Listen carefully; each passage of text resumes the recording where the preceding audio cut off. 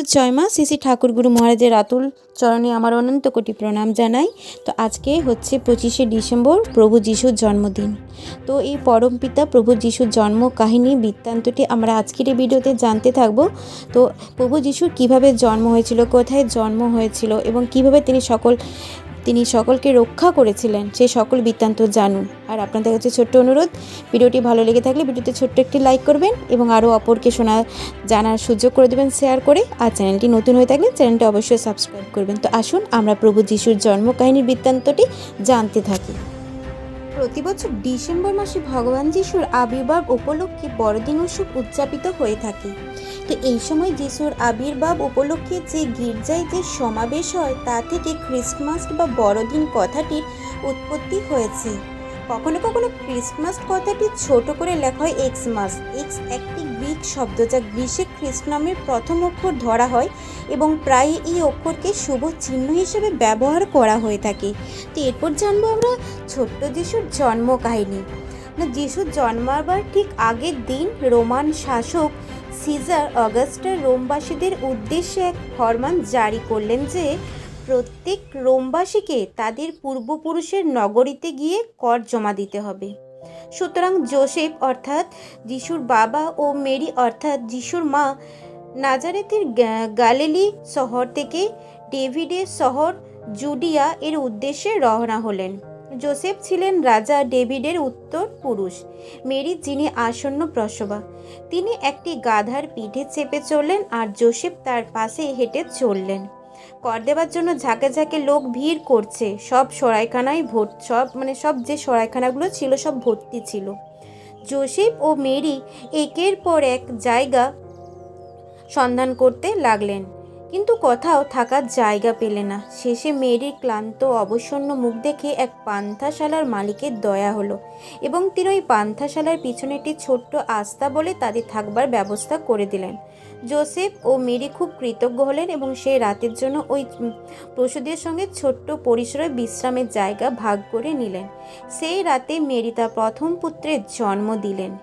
Mary ঘোড়ার জাপনা খাওয়ার গামলায় বিছানা তৈরি করলেন এবং নরম সুবাসিত খড়ের উপর তাদের জামা কাপড় জড়িয়ে ছোট্ট শিশুকে খুব আগলে শোয়ালেন। বেথলেহেমের ঠিক বাইরে একটা খোলা জায়গায় কতকগুলো মেষপালক আগুন জেলে তার চারপাশে বসে আগুন পোহাচ্ছিল আর তাদের মেষের পালের দিকে লক্ষ্য রাখছিল। মেষপালকেরা এক দিব্য দর্শনে ধন্য হয়ে গেল। হঠাৎ এক দেবদূত ওই মেষপালকের কাছে উপস্থিত হলেন। তার দিব্য জ্যোতিতে চারিদিকে উদ্ভাসিত হলো। প্রথমে মেষপালকেরা ওই দিব্য জ্যোতিকে ভয় পেয়ে পরস্পরকে আঁকড়ে ধরল, কিন্তু দেবদূত বললেন, তোমরা ভয় পেও না, আমি সকলের কাছে তোমাদের জন্য শুভ বার্তা নিয়ে এসেছি। রাজা ডেভিডের এই শহরে আজ রাতে সকল মানবের জন্য এক পরিত্রাতার জন্ম নিয়েছেন। তিনি হচ্ছেন প্রভু যিশু এবং এই চিহ্ন অনুসরণ করে তাকে খুঁজে পাবে। তাকে জামা কাপড় জড়িয়ে ঘোড়ার জাবনা খাওয়ার গামলায় শুইয়ে রাখা হবে। এমন সময় অকস্মাৎ স্বর্গের পরীরা এসে আনন্দে ঈশ্বরের গুণগান করতে লাগলেন। তারা গাইতে লাগলেন, হে সর্বোচ্চ পিতা, তোমার মহিমার জয় হোক। পৃথিবীতে তুমি সকলের মধ্যে শান্তি ও সদিচ্ছা এনে দাও। মেষপালকেরা অবাক হয়ে গেল এবং পরস্পরের মধ্যে বলাবলি করলো, চলো আমরা শিগগিরই বেথলেহেমে যাই। প্রভু আমাদের যে বার্তা পাঠিয়েছেন যা আমাদের মধ্যে এত উৎসাহ এনেছে, চলো দেখি। তারা দ্রুতই শহরের দিকে রওনা হলেন। ওই পান্থাশালার পিছনে আস্তাবলটিকে দেখতে না পাওয়া পর্যন্ত খুঁজতে লাগলেন। তারা পিতা জোসেফ ও মা মেরি ও ঘোড়ার জাপনা খাওয়ার গামলায় শায়িত গরম কাপড় জড়ানো দিব্য শিশুকে দেখতে পেলেন। ওই মেষপালকেরা ছোট্ট শিশুর কাছে শ্রদ্ধাবনত হয়ে হাঁটু গেড়ে বসে অভিবাদন করলেন। দেবদূত যা তাদের কাছে ঘোষণা করেছিল তা গভীরভাবে অনুভব করলেন। প্রভুর দিব্য পরিকল্পনার কথা ভেবে আশ্চর্য হয়ে ধীরে ধীরে তারা গুণগান করতে করতে ফিরে গেলেন। মেরির কাছে মেষপালকেরা যা বর্ণনা তার সকল কথা বর্ণনা করলেন। মেরি গভীরভাবে চিন্তা করতে লাগলেন এবং নিজের মধ্যে সে কথা রেখে দিলেন। কারোর কাছে তা তিনি প্রকাশ করলেন না। সেটা হচ্ছে অনেক শতাব্দী আগের ভবিষ্যতের বাণী অনুযায়ী যিশুর জন্ম সময়ে পূর্ব দিকের আকাশে একটি উজ্জ্বল তারার উদয় হয়। পূর্ব দেশের থেকে 3 জ্যোতিষী আকাশে এই উজ্জ্বল তারা দেখে ইহুদিদের রাজা হেরডের কাছে গিয়ে জিজ্ঞাসা করলেন যে ইহুদিদের ভবিষ্যৎ ত্রাণকর্তা কোথায় জন্মেছেন। আমরা পূর্ব দিকে উজ্জ্বল তারা দেখিয়ে তাকে শ্রদ্ধা নিবেদন করব বলে এসেছি। এই কথা শুনে রাজা হেরোদ চিন্তায় পড়ে গেলেন। রাজা হেরোদ তার রাজ্যের পুরোহিত জ্যোতিষীদের ডেকে জিজ্ঞাসা করলেন যে শাস্ত্রের ঘোষণা অনুসারে যিশু কোথায় জন্মেছেন।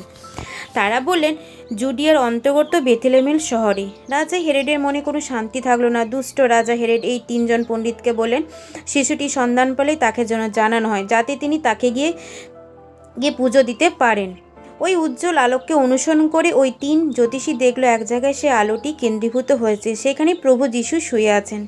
মেরির সাথে ওই দিব্য শিশুকে দেখে হাঁটু গেড়ে নত হয়ে তাকে শ্রদ্ধার সঙ্গে অভিবাদন করলেন। তারা সঙ্গে এনেছিলেন এক বাক্স স্বর্ণমুদ্রা, একটি খোদাই করা বাক্সে সুগন্ধি এবং ছোট্ট একটি শিশিতে মাখানোর জন্য গন্ধরসযুক্ত তেল।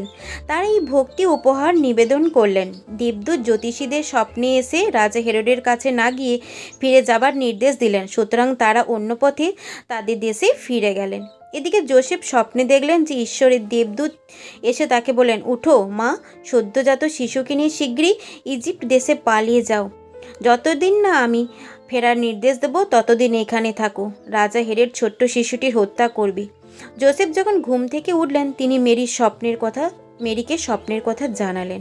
তারা শীঘ্র তাদের জিনিসপত্র গুছিয়ে নিলেন। মেরি ও সদ্যজাত শিশুকে কাপড়ে জড়িয়ে নিয়ে ছোট্ট গাধার পিঠে চেপে সে গভীর রাত্রে নিঃসঙ্গ প্রান্তর ইজিপ্টের উদ্দেশ্যে দীর্ঘ দক্ষিণমুখী যাত্রা শুরু করলেন।